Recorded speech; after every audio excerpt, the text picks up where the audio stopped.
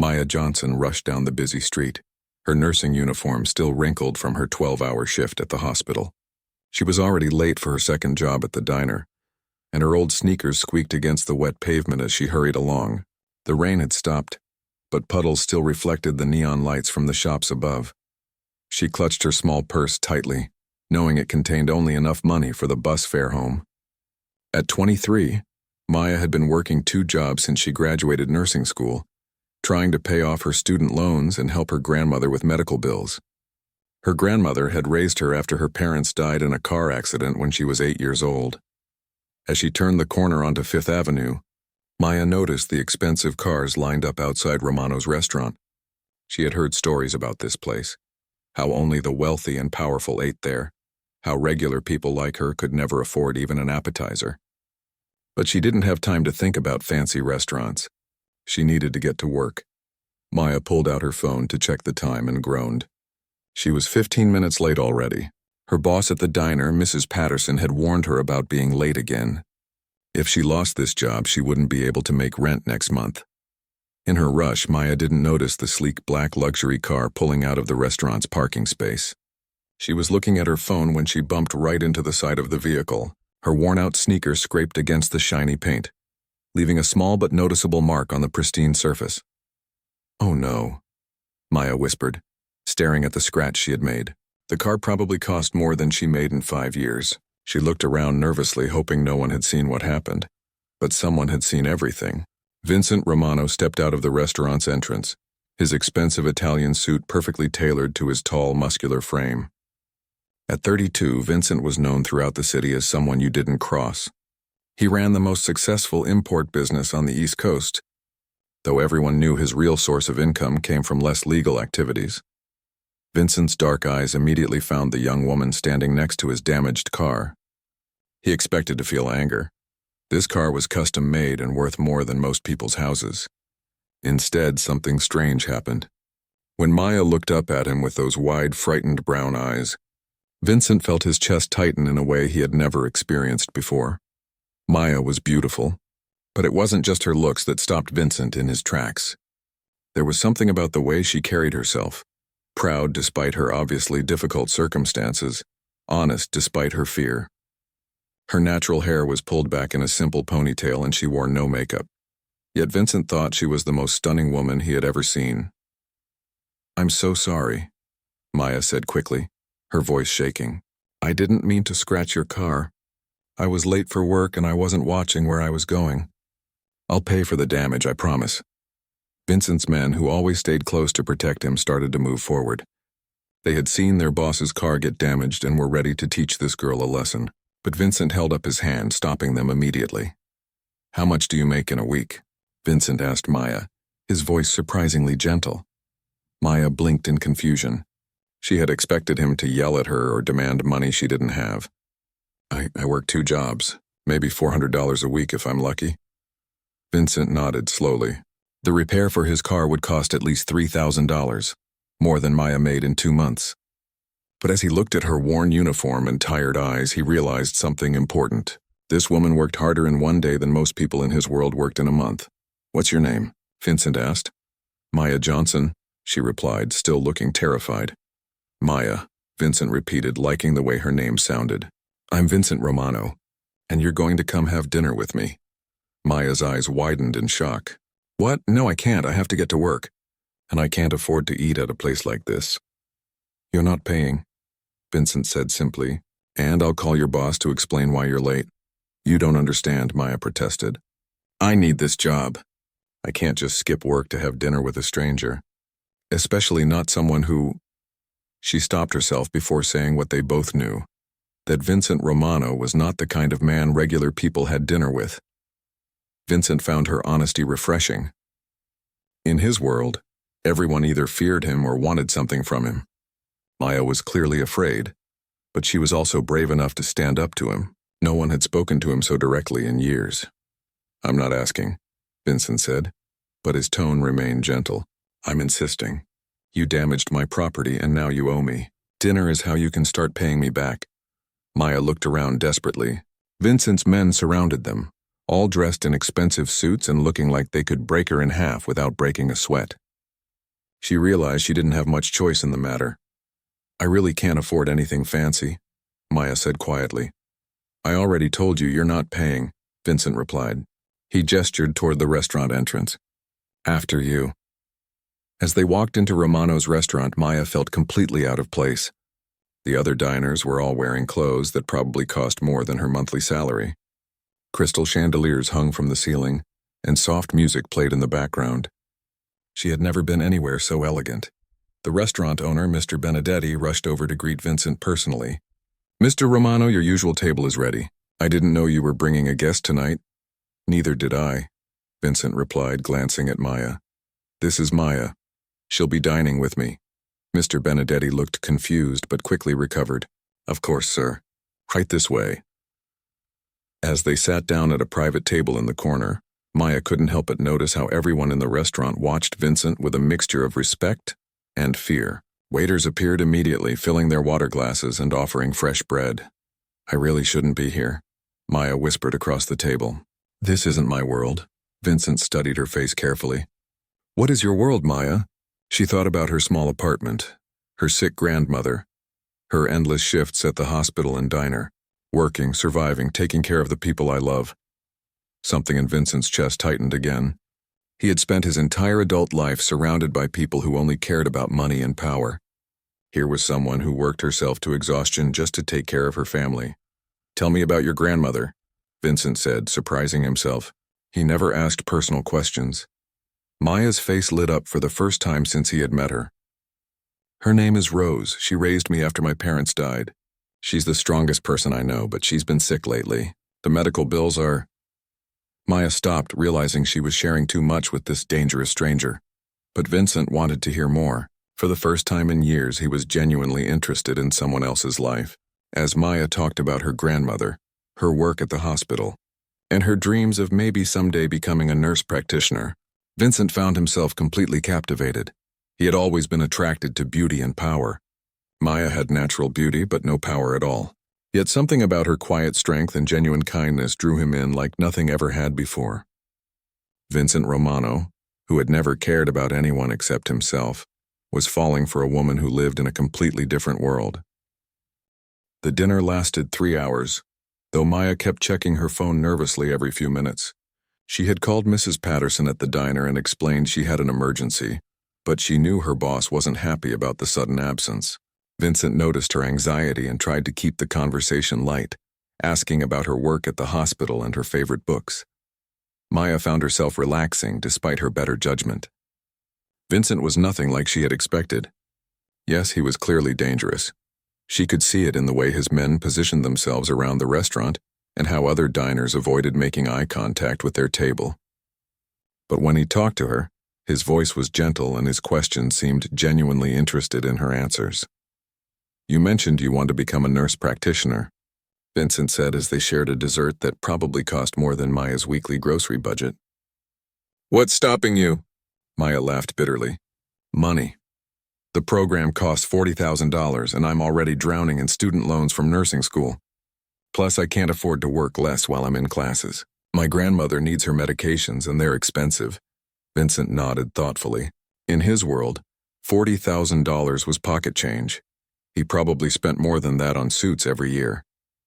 But he was beginning to understand that Maya lived with pressures he had never imagined. What kind of medications does your grandmother need? He asked. Heart medication, diabetes medication, blood pressure pills, Maya listed. Even with her Medicare, we pay about $800 a month. Sometimes I have to choose between her medicine and groceries. The idea of anyone having to choose between medicine and food made Vincent's jaw clench with unexpected anger. Not anger at Maya, but at a system that would put someone like her in such an impossible position. When dinner finally ended, Vincent walked Maya outside to where his driver waited with the car. The same car she had scratched earlier, though the damage seemed insignificant now compared to everything they had shared over dinner. Thank you for dinner? Maya said awkwardly. It was an unexpected, but I should get home. My grandmother will worry if I'm too late. Vincent found himself not wanting the evening to end. Let me drive you home. That's not necessary, Maya protested. I can take the bus. It's almost midnight, Vincent pointed out. The buses aren't safe at this hour. Maya looked around the expensive neighborhood and then at Vincent's luxury car. The contrast between his world and hers felt overwhelming. You don't understand. I live in a very different part of town. Your car? People will notice. But Vincent was already opening the passenger door for her. Get in, Maya. The drive to Maya's neighborhood took 20 minutes, and with each mile, the scenery changed dramatically. The neat, wealthy streets around Romano's restaurant gave way to older buildings. Broken streetlights and groups of young men standing on corners who watched Vincent's car with suspicious eyes. Maya grew more tense as they approached her apartment building. It was a 4-story brick building with faded paint and several broken windows covered with cardboard. The front steps had cracks running through them and graffiti covered the walls near the entrance. This is it, Maya said quietly when Vincent's driver pulled up to the curb. She reached for the door handle, but Vincent caught her wrist gently. Maya, he said, and something in his voice made her turn to look at him. I want to see you again. She stared at him in disbelief. Vincent, look around. This is where I live. You're obviously very successful and wealthy. We have nothing in common. We had plenty to talk about tonight, Vincent replied. That was just dinner, Maya said. This is real life. I work 16 hours a day just to keep my head above water. You probably make more money in a week than I'll see in my entire lifetime. We're from completely different worlds. Vincent studied her face in the dim light from the street lamp. She was right, of course. By all logic, they had nothing in common. But something had happened to him during dinner. Something he couldn't ignore or explain. What if I could help you? Vincent asked suddenly. Maya's eyes narrowed suspiciously. Help me how? Your grandmother's medical bills. The nursing program you want to attend. I could take care of all of that. Maya pulled her wrist away from his grip. And what would you want in return? The question hung in the air between them. Vincent realized how his offer must sound to her. Like he was trying to buy her company or worse. But that wasn't what he meant at all, though he couldn't quite explain what he did mean. Nothing, Vincent said finally. I'd want nothing in return. Maya laughed, but there was no humor in the sound. Nobody gives away that kind of money for nothing, especially not someone like you. Someone like me, Vincent repeated. You know what I mean, Maya said. Everyone in the city knows who Vincent Romano is. You don't get to where you are by being generous to struggling nurses. Vincent felt a strange pain in his chest at her words. She was right about his reputation, about the things he had done to build his empire. But sitting here with Maya, he wanted to be different. He wanted to be the kind of man who could help her without expecting anything in return. Maybe I want to start being different, Vincent said quietly. Maya studied his face for a long moment. In the dim light, he looked younger, almost vulnerable. But she had survived this long by being smart and cautious, not by trusting dangerous men with pretty words. Thank you for dinner, she said again, opening the car door. But I think it's better if we don't see each other again. She stepped out onto the sidewalk, but Vincent got out of the car as well, ignoring his driver's concerned look. Maya's neighborhood was not a place where men in expensive suits typically walked around alone, especially not at midnight. Maya, wait, Vincent called, following her toward the building entrance. She turned back to him, keys already in her hand. Vincent, please, just forget about tonight. Go back to your restaurant and your fancy car and whatever it is you usually do. I'll figure out how to pay for the damage to your car eventually. I don't care about the car, Vincent said, stepping closer to her. Then what do you care about? Maya asked, her voice rising slightly. The question stopped Vincent cold. What did he care about? For most of his adult life, the answer would have been simple. His business, his reputation, his power. But standing here on this cracked sidewalk, looking into Maya's tired brown eyes, Vincent realized that something fundamental had shifted inside him. I care about you, he said, the words surprising him even as he spoke them. Maya stared at him in shock. You don't even know me. I know enough, Vincent replied. I know you work 2 jobs to take care of your grandmother. I know you're honest even when it costs you. I know you have dreams you can't afford to chase. And I know that in one evening you've made me think about things I've never cared about before. Maya felt her resolve wavering. There was something in Vincent's voice, something raw and genuine that she hadn't expected from a man like him. But her life had taught her to be practical, not romantic. Even if I believed you, she said carefully, what kind of future could we possibly have? Your world and mine don't mix. Vincent stepped closer. close enough that Maya could smell his expensive cologne and see the intensity in his dark eyes. Maybe it's time both our worlds changed. Before Maya could respond, they were interrupted by a voice from the building's entrance. Maya? Is everything okay out there? An elderly woman appeared in the doorway, leaning heavily on a walker. Even in the dim light, Maya could see her grandmother's worried expression as she took in the scene, her granddaughter standing on the sidewalk with a strange man next to a car that clearly cost more than their apartment. I'm fine. Grandma Rose, Maya called quickly, just saying goodnight to someone. But Rose Johnson had lived in this neighborhood for 40 years and she had good instincts about people. She looked Vincent up and down, taking in his expensive clothes and the way he carried himself. She also noticed how he was looking at her granddaughter, like Maya was the most important thing in the world. You coming up, baby girl? Rose asked Maya, but her eyes stayed on Vincent. Yes, ma'am, Maya replied. She looked at Vincent one more time. Goodbye, Vincent. As Maya helped her grandmother back inside the building, Vincent stood on the sidewalk for several minutes, staring up at the building. Through a window on the 3rd floor, he could see lights come on in what must be Maya's apartment. His driver approached cautiously. Mr. Romano, should we head home? Vincent didn't answer immediately. He was thinking about Maya's tired eyes, about her grandmother's medicine, about the determination in Maya's voice when she talked about her dreams. He was also thinking about the way she had looked at him, not with fear or greed, but with honest curiosity and, toward the end of the evening, something that might have been the beginning of trust. Sir? His driver prompted again. Yes, Vincent said finally, getting back into the car. Let's go home. But as they drove away, Vincent knew that something had changed forever.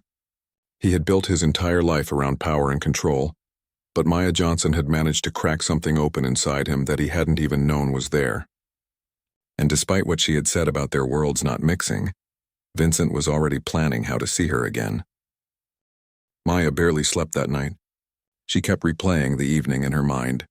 Vincent's unexpected gentleness, the way he had listened to her talk about her dreams, and most disturbing of all, the way her heart had raced when he said he cared about her. She told herself it was just the shock of the situation. But deep down, Maya knew it was more than that. The next morning, she dragged herself to the hospital for her shift, hoping that work would distract her from thoughts of Vincent Romano. But even as she checked on patients and administered medications, she found herself wondering what Vincent was doing, whether he was thinking about her at all. Meanwhile, across town, Vincent was having his own sleepless morning. He had called in his most trusted advisor, Tony Marcelli, to discuss something that had never been a problem before, his feelings for a woman. Let me understand this, Tony said, pacing Vincent's luxurious office. You want to pursue a relationship with a nurse who lives in the worst part of town, has no money, and told you she never wants to see you again? That's about right, Vincent replied, staring out the window at the city skyline. Tony threw his hands up in frustration. Vincent, you could have any woman in the city. Models, actresses, socialites who actually understand our world. Why this girl? Vincent turned away from the window to face his friend. Tony had been with him since they were teenagers, running small cons on the street. If anyone would understand, it would be Tony.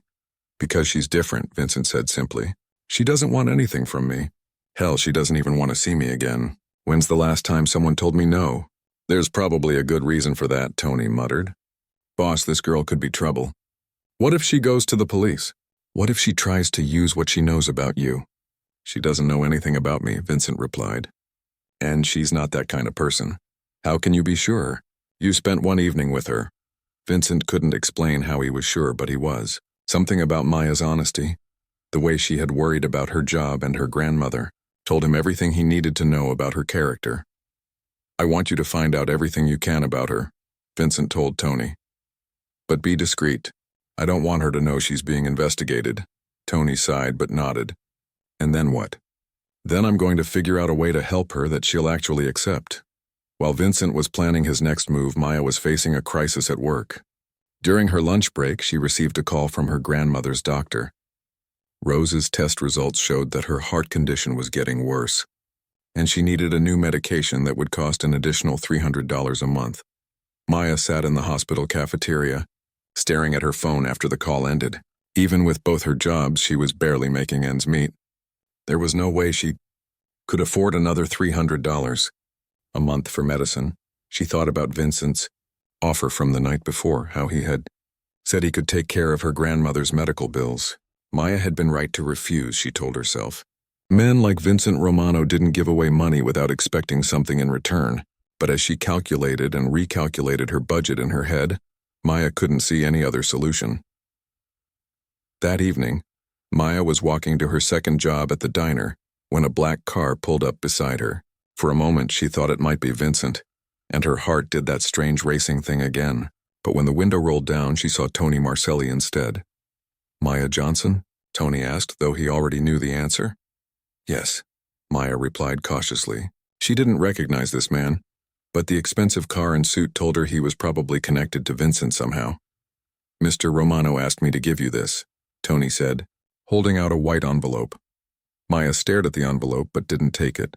I told him I didn't want to see him again. He's not asking to see you, Tony replied. He just wants you to have this. Against her better judgment, Maya took the envelope.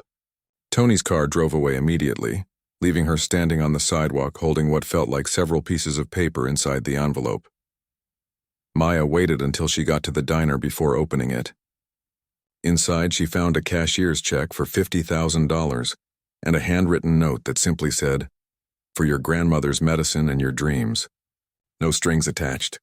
Maya stared at the check in shock. $50,000 was more money than she had ever seen in one place. It was enough to pay for her grandmother's medicine for years, enough to enroll in the nurse practitioner program, enough to change their entire lives. But it was also terrifying. Men like Vincent Romano didn't give away $50,000 without expecting something in return, no matter what the note said. Maya had heard the stories about what happened to people who got involved with the Romano family business. She tucked the envelope into her apron and tried to focus on her work. But she couldn't stop thinking about the money.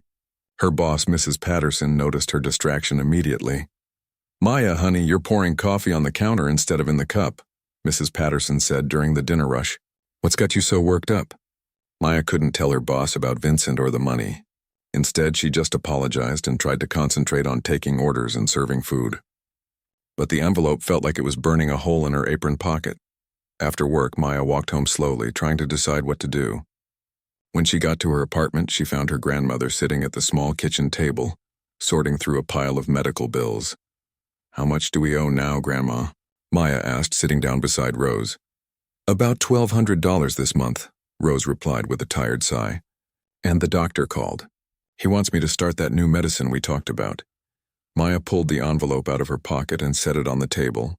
"What if I told you we didn't have to worry about money anymore?" Rose looked at the envelope suspiciously. "Maya, what's this about?" Maya told her grandmother about the previous evening, about meeting Vincent Romano, about dinner, about his offer to help. She didn't mention Vincent's reputation or the stories she had heard about his business. She just focused on his kindness and his genuine interest in helping them. When Maya finished talking, Rose was quiet for a long time. Finally, she opened the envelope and looked at the check, her eyes widening when she saw the amount. "Baby girl," Rose said slowly, "this man gave you $50,000 after knowing you for one evening?" "He said no strings attached," Maya replied, though she wasn't sure she believed it herself. Rose had lived long enough to know that nothing in life came without strings, especially not from powerful men. But she also saw something in her granddaughter's eyes when Maya talked about Vincent, something Rose hadn't seen in years. "Do you like him?" Rose asked directly. Maya felt her cheeks get warm. "I barely know him, Grandma." "That's not what I asked." Maya looked down at her hands. "He's not what I expected. When he talks to me, I feel like he really sees me. Not just another tired nurse trying to make ends meet, but me. Does that make sense?" Rose nodded. It made perfect sense. Her granddaughter had been carrying the weight of the world on her shoulders since she was 18 years old, working herself into exhaustion to take care of Rose and pay for school. "Maya deserved someone who would see how special she was. What does your heart tell you to do?" Rose asked. Maya looked at the check again.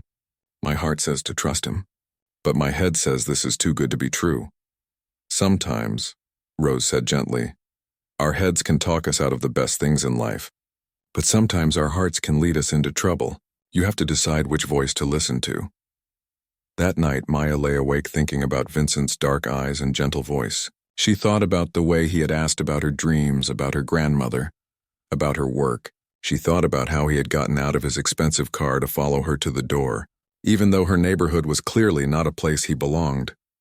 But she also thought about the stories she had heard about Vincent Romano, about the fear in people's eyes when his name was mentioned, about the dangerous world he lived in. By morning, Maya had made her decision. She would return the money. It was too risky to accept, no matter how much they needed it. She would find another way to pay for her grandmother's medicine and her own education. But when Maya got to work at the hospital that morning, she discovered that Vincent Romano had anticipated her decision.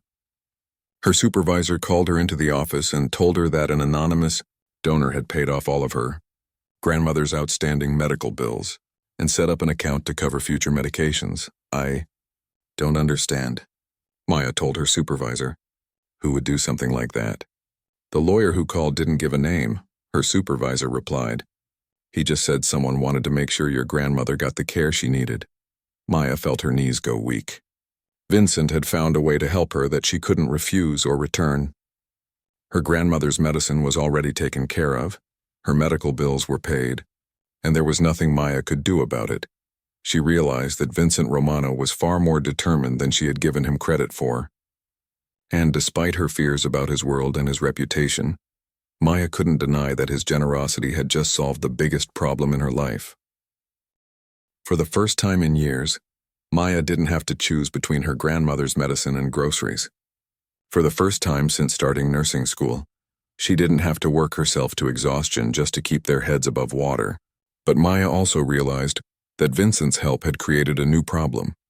Now she owed him something she couldn't quantify or repay, and sooner or later, she was going to have to face him again and figure out exactly what he wanted in return for changing her life. 3 days passed before Maya saw Vincent again. She had spent those 3 days alternating between gratitude and anxiety, knowing that accepting his help meant she was now connected to him whether she wanted to be or not. She had tried to find a way to contact him and insist on paying him back. But Vincent Romano wasn't the kind of man who could be found unless he wanted to be. Maya was leaving the hospital after her evening shift when she spotted the familiar black car waiting in the parking lot. Vincent stood beside it, no longer wearing an expensive suit but dressed casually in dark jeans and a simple button-down shirt. Somehow this made him look even more attractive and dangerous. "Hello, Maya," Vincent said as she approached. His voice was calm, but she could see tension in his shoulders. "I've been trying to figure out how to find you," Maya said, stopping a few feet away from him. "What you did for my grandmother, I can't accept it." "It's already done," Vincent replied simply. "The bills are paid, the medication is covered. There's nothing to accept or refuse anymore." Maya felt frustrated by his calm tone. "Vincent, you can't just solve people's problems without asking them first." "Why not?" Vincent asked, genuinely curious. "Your grandmother needed medicine she couldn't afford. Now she has it. What's the problem?" "The problem is that I don't know what you want in return," Maya said, her voice rising slightly. "Nobody gives away thousands of dollars without expecting something back." Vincent studied her face, seeing the fear and confusion in her eyes. He realized that his attempts to help had actually made her more anxious, not less. In his world, problems were solved with money and power, but Maya's world operated by different rules. "What if I told you I don't want anything in return?" Vincent asked. "I wouldn't believe you," Maya replied honestly. Vincent couldn't help but smile at her directness. "Fair enough. Then let me tell you what I do want." Maya tensed, preparing herself for whatever demand he was about to make. "I want to take you to dinner again," Vincent said. "Somewhere less fancy this time. Somewhere you'd feel comfortable." Maya stared at him in disbelief. "That's it? You paid thousands of dollars for my grandmother's medical care so I would have dinner with you again?" "Yes," Vincent said, though even he wasn't entirely sure why he had done it. All he knew was that Maya had been on his mind constantly for 3 days and he needed to see her again. "That's crazy," Maya said. "Probably," Vincent agreed. "But I've never met anyone like you before, Maya. You make me want to be different." Maya felt her resolve weakening again.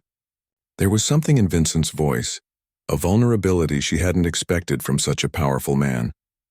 But she also remembered Tony's warning looks and the fear in other people's eyes when Vincent's name was mentioned. Vincent, even if I wanted to see you again, which I'm not saying I do, we come from completely different worlds. You said so yourself. You've never met anyone like me. That's because people like me don't usually survive in your world. What do you know about my world? Vincent asked quietly. Maya hesitated. She didn't want to accuse him directly, but they both knew what she was thinking. I know enough to be careful. Vincent nodded slowly. He had expected this conversation eventually. His reputation preceded him everywhere he went, and Maya was smart enough to have heard the stories. You're right to be careful, Vincent said. I'm not a good man, Maya. I've done things that would probably make you never want to see me again. But something happened when I met you. For the first time in my life, I want to try to be the kind of man who deserves someone like you. Maya felt her heart do that racing thing again. Vincent's honesty was both frightening and compelling. She believed that he genuinely cared about her, but she also knew that caring and being safe were two different things. What if you can't change? Maya asked. What if being with me puts me in danger? Then I'll stay away from you, Vincent said without hesitation. Your safety is more important than what I want. The sincerity in his voice surprised Maya. She had expected him to dismiss her concerns or make promises he couldn't keep. Instead, Vincent was acknowledging the real risks of being involved with him. One dinner, Maya said finally, somewhere public and normal. And if I feel uncomfortable or unsafe for even a second, I'm leaving. Vincent's face lit up with a smile that transformed his entire appearance. For a moment, he looked like any normal man who had just been given a second chance with someone special. There's a small Italian restaurant about 10 minutes from here, Vincent said. Mama Rosa's. It's been in the same family for 50 years and they make the best lasagna in the city. Maya knew the place. It was in a working-class neighborhood, the kind of restaurant where families celebrated birthdays and couples had first dates. It was exactly the opposite of Romano's where Vincent had taken her before. How do you know about Mama Rosa's? Maya asked, curious. I grew up 3 blocks from there, Vincent replied. Before I became who I am now, I was just another kid from the neighborhood. My mother used to take me there for Sunday dinner. This glimpse into Vincent's past surprised Maya. She had imagined him always living in luxury, always being powerful and feared. The idea that he had once been an ordinary child eating Sunday dinner with his mother made him seem more human. Okay, Maya said. Mama Rosa's, but I'm meeting you there, and I'm driving myself home. Agreed, Vincent said, though he would prefer to pick her up and make sure she got home safely. They arranged to meet the following evening at 7 o'clock. As Maya walked to her car, she wondered if she was making a terrible mistake. But she also couldn't deny that she was looking forward to seeing Vincent again, to learning more about the man behind the dangerous reputation. Vincent watched Maya drive away, feeling more hopeful than he had in days. He had been prepared for her to refuse, to tell him to stay out of her life forever. Instead, she had given him another chance. But Vincent also knew that Maya was right to be cautious. His world was dangerous and the people in it had enemies. If word got out that Vincent Romano cared about someone, that person could become a target. Vincent had survived by being ruthless and keeping everyone at a distance. Now, for the first time, he was considering letting someone get close.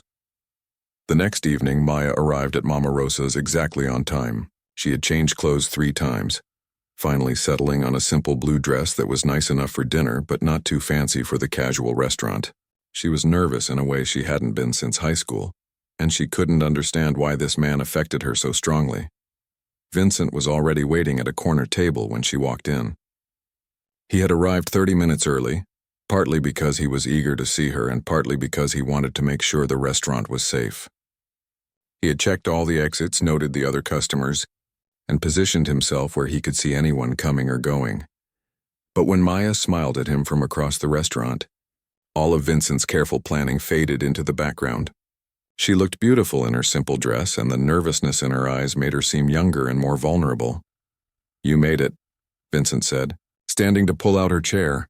I almost didn't, Maya admitted as she sat down. I changed my mind about 6 times on the drive over. What made you decide to come? Vincent asked, genuinely curious. Maya thought about the question seriously before answering. I guess I realized that I've spent my whole life being careful and practical. Maybe it's time I took a risk. Vincent felt something tighten in his chest at her words. Maya was taking a risk by being here, and they both knew it. The least he could do was make sure it was worth it. The dinner was completely different from their first meal together. Mama Rosa's was warm and noisy, filled with families and couples enjoying simple, hearty food. There were no expensive wines or crystal glasses.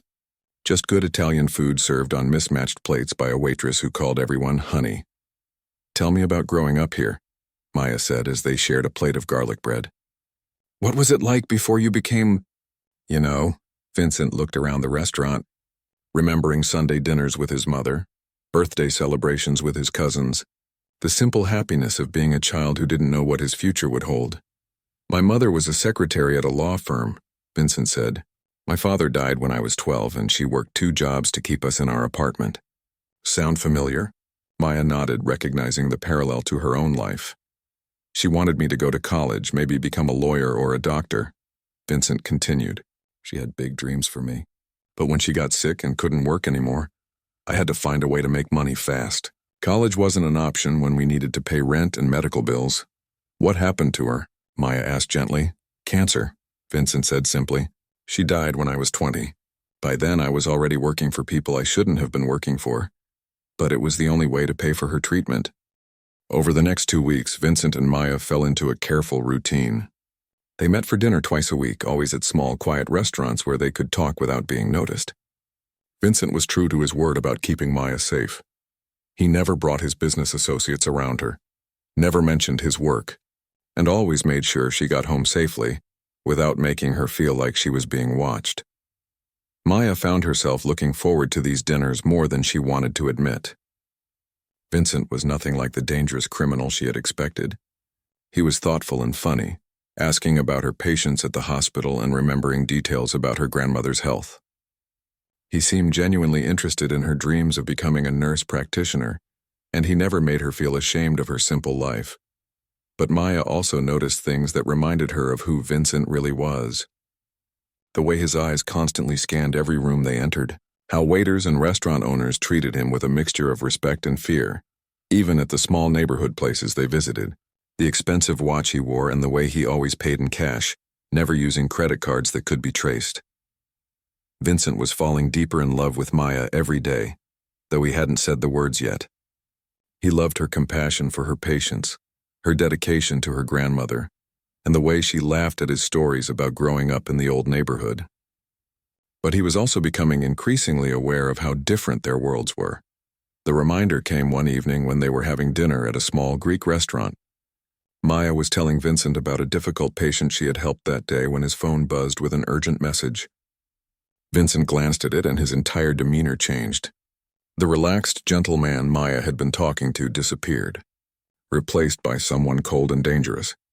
"I have to go," Vincent said, standing abruptly and throwing several $100s on the table. "Vincent, what's wrong?" Maya asked, alarmed by the sudden change in his behavior. "Nothing you need to worry about," Vincent replied. But his voice was different, harder and more distant than Maya had ever heard it. "Don't lie to me," Maya said firmly. "Something's happened."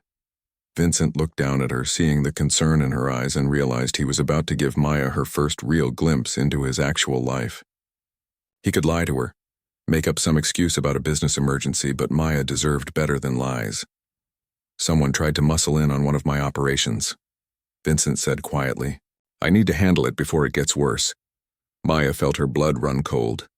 "Handle it how?" Vincent didn't answer, but the look in his eyes told Maya everything she needed to know. This wasn't about paperwork or business meetings. This was about violence and intimidation and all the things she had tried not to think about when she was with Vincent. "Maya, go home," Vincent said gently. "I'll call you tomorrow."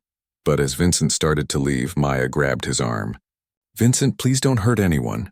Vincent stopped and looked back at her, seeing the fear and pleading in her eyes. For a moment he wavered. The old Vincent would have handled this situation with swift, brutal efficiency, but looking at Maya, seeing how much it mattered to her, Vincent felt something inside him shift. "I'll try to handle it peacefully," Vincent said finally. "Promise me," Maya insisted. Vincent hesitated. In his world, promising to handle things peacefully was like promising to fight with one hand tied behind his back. But Maya's hand was still on his arm and her eyes were full of trust and hope. I promise, Vincent said, knowing he might be making a mistake that could cost him everything. Vincent left Maya at the restaurant and drove across town to meet Tony and his other associates. When he arrived at the warehouse where they had gathered, Vincent could see that his men were ready for a fight. They had expected to go in hard and fast, to send a message that would prevent future challenges to Vincent's authority. "What's the plan, boss?"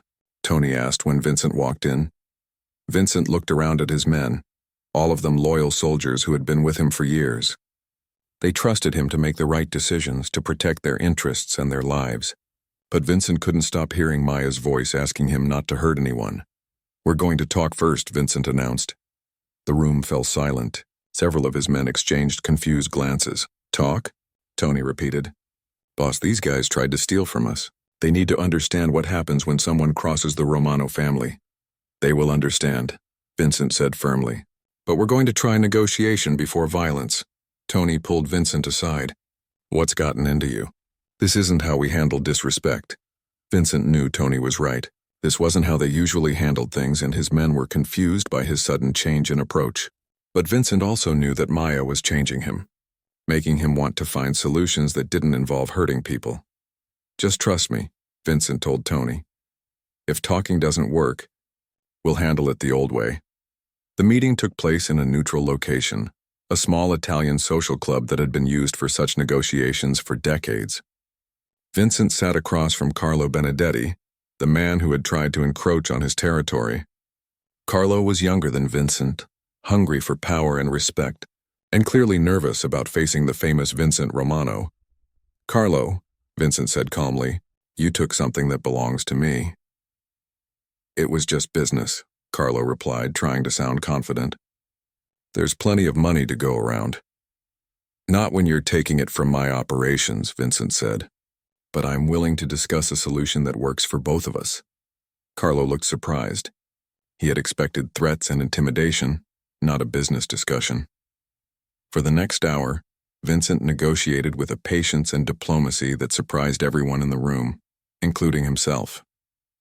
He offered Carlo a small piece of legitimate business in exchange for staying out of Vincent's territory. It wasn't the crushing victory that Vincent's reputation would have demanded, but it solved the problem without bloodshed. When the meeting ended, Tony walked out with Vincent, shaking his head in amazement. "I don't understand what just happened in there," Tony said. "Since when do we negotiate with people who steal from us?" "Since now," Vincent replied. "This is about that nurse, isn't it?" Tony asked. "Vincent, she's making you soft. The other families are going to see this as weakness." Vincent stopped walking and turned to face his oldest friend. "Maybe, but she's also making me realize that there might be better ways to handle problems than the ways we've always used." "And what happens when the better ways don't work?" Tony asked. "What happens when someone decides to test you because they think you've gone soft?" Vincent didn't have an answer for that question. He only knew that when he called Maya later that night to tell her he had handled the situation peacefully, the happiness in her voice made him feel like he had made the right choice. But Tony's warning proved prophetic. Within days, word spread through the city's underworld that Vincent Romano had negotiated instead of fighting, that he had shown mercy to someone who had stolen from him. Other ambitious criminals began to see this as a sign of weakness, and challenges to Vincent's authority started multiplying. Vincent found himself spending more and more time dealing with people who thought they could take advantage of his new approach. Some situations could be resolved peacefully, but others required the old methods.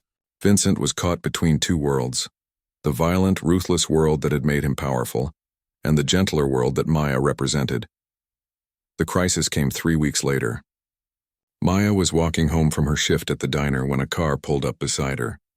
3 men got out, men who worked for a rival family that had decided to test Vincent's new weakness by targeting the woman everyone now knew he cared about. Maya tried to run, but they caught her easily. As they forced her into the car, Maya realized that Vincent's promise to keep her safe might not be enough to protect her from the dangerous world he lived in. When Vincent received the call that Maya had been taken, he felt something inside him break. All his attempts at peaceful negotiation, all his efforts to change, had led to this moment. The woman he loved was in danger because of who he was. Vincent gathered his men and prepared to do whatever it took to get Maya back. The gentle, diplomatic man he had been trying to become disappeared, replaced by the ruthless criminal everyone feared. Because sometimes, Vincent realized, love required you to become the very thing you were trying not to be. Maya was about to learn that Vincent Romano's reputation had been earned through actions, not words. And despite his promises to change when the woman he loved was threatened, Vincent was willing to become a monster again. Maya woke up in a cold, dark room with her hands tied behind her back. Her head throbbed where one of her kidnappers had hit her when she tried to scream for help. As her eyes adjusted to the dim light, she could see she was in some kind of basement or warehouse, with concrete walls and a single bare bulb hanging from the ceiling. Fear coursed through her body as she remembered what had happened. She had been walking home from work when 3 men grabbed her and forced her into a car. During the short drive, she had heard them talking about Vincent, about how taking his woman would prove that he had gone soft. Maya tested the ropes around her wrists, but they were too tight to slip out of. She tried to stay calm and think logically, the way she had been trained to do in medical emergencies. Panicking wouldn't help her survive this situation. One of the men who had taken her came down the stairs, a thin man with cold eyes and a cruel smile. Maya recognized him as someone she had seen around the neighborhood, someone other people avoided on the street. "You're awake," the man said. "Good. We need you conscious when your boyfriend comes to get you." "What do you want?" Maya asked, trying to keep her voice steady. "We want to send Vincent Romano a message," the man replied. "He thinks he can get soft and still run this city. We're going to show him what happens when he forgets who he really is." Maya felt sick as she realized she was being used as bait to draw Vincent into a trap. These men didn't just want to hurt her. They wanted to destroy Vincent. "He'll come for me," Maya said, not sure if it was a threat or a warning. "We're counting on it," the man said with a laugh. "The great Vincent Romano coming to save his little nurse girlfriend. It's almost romantic." While Maya was trapped in the warehouse, Vincent was mobilizing every resource he had.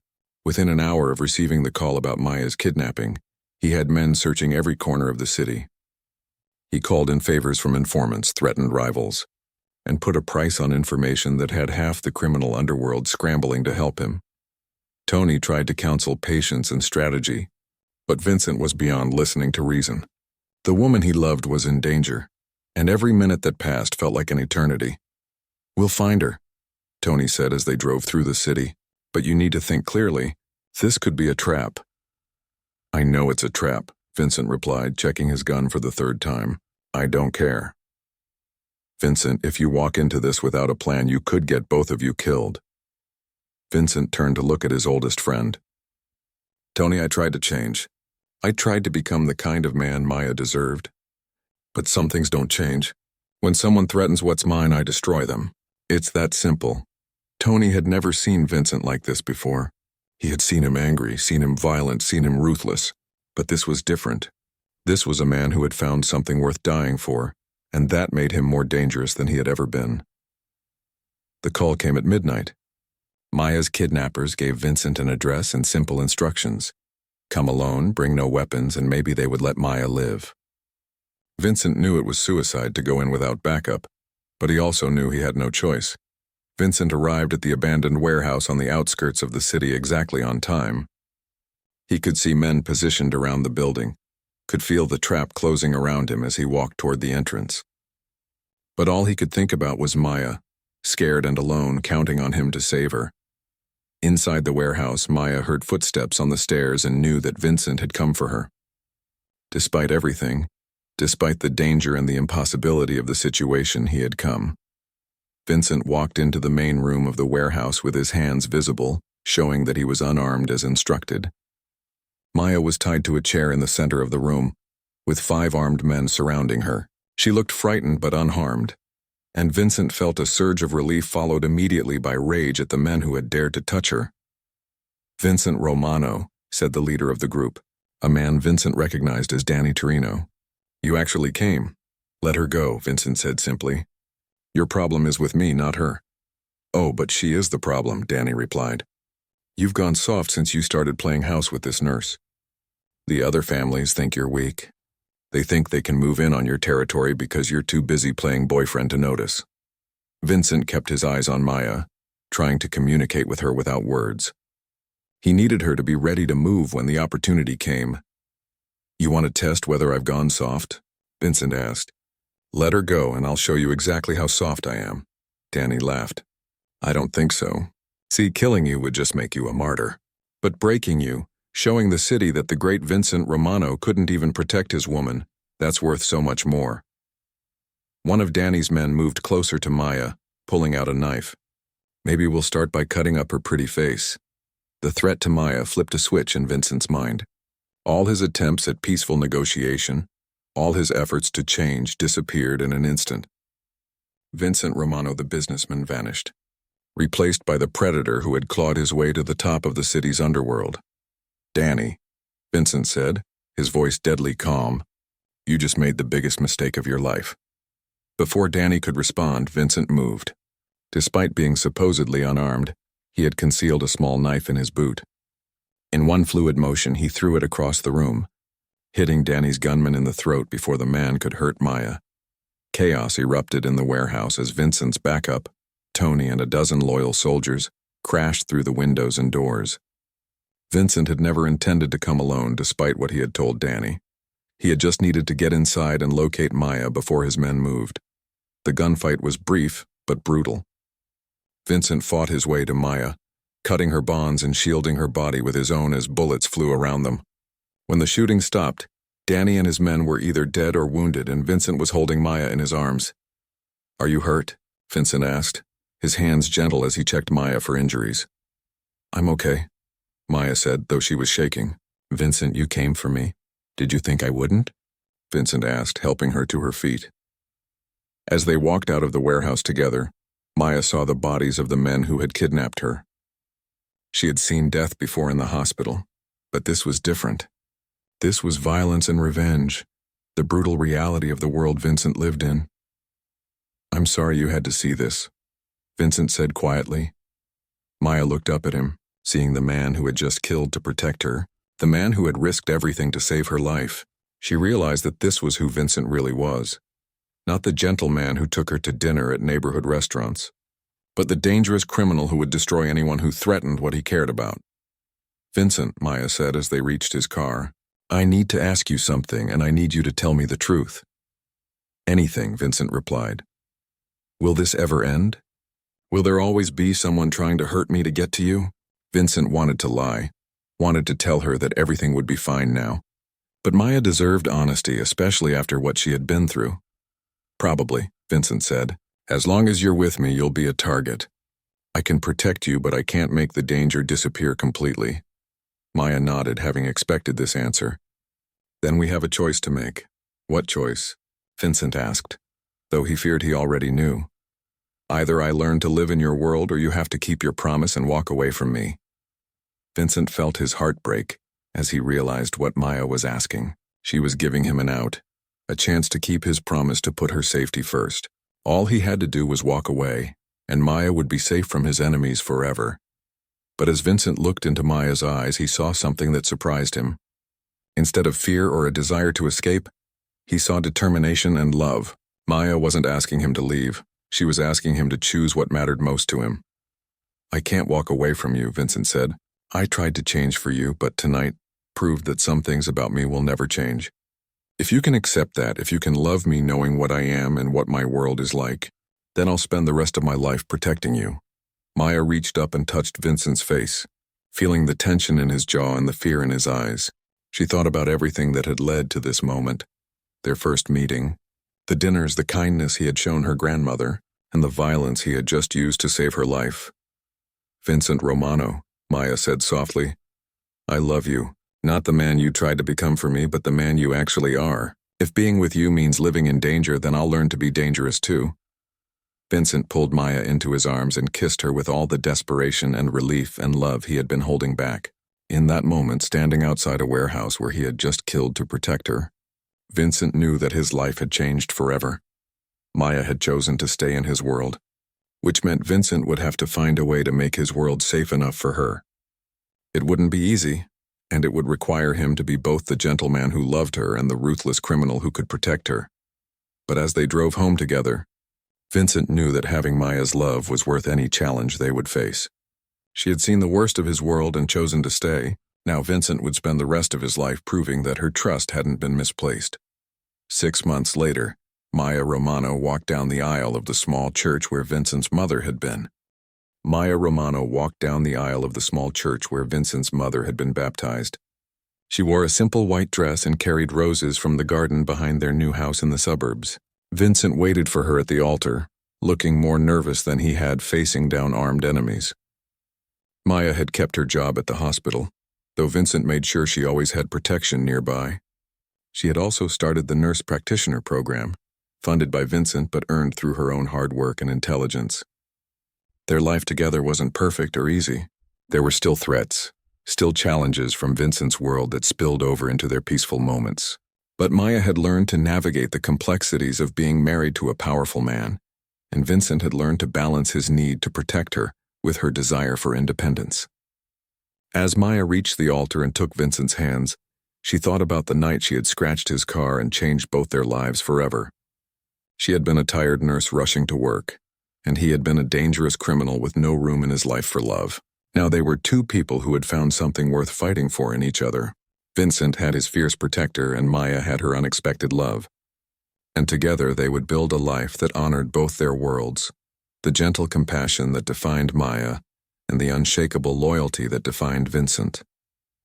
The young black woman who had accidentally bumped into a mob boss's car had become the wife of the most powerful man in the city.